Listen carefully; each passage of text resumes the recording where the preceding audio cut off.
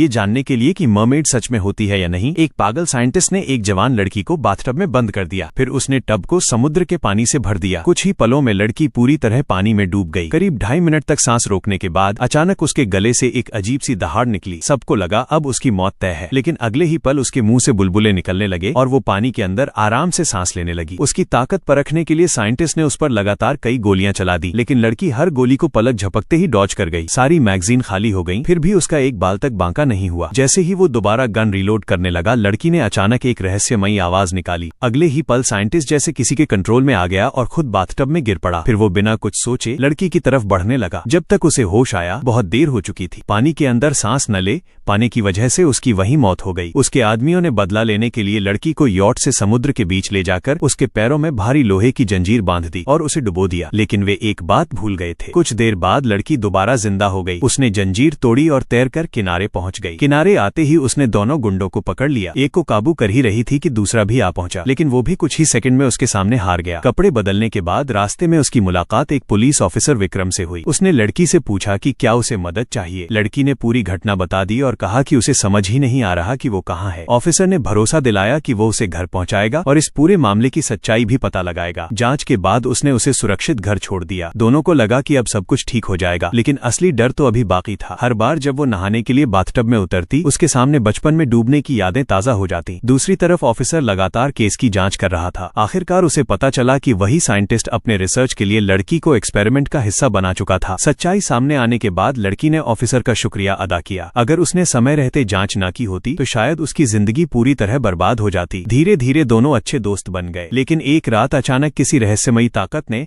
लड़की को अपनी ओर खींचना शुरू कर दिया। वह बिना चाहे समुद्र की तरफ बढ़ने लगी। तभी किसी अनजान शख्स ने उसे धक्का देकर पानी में गिरा दिया। शुरुआत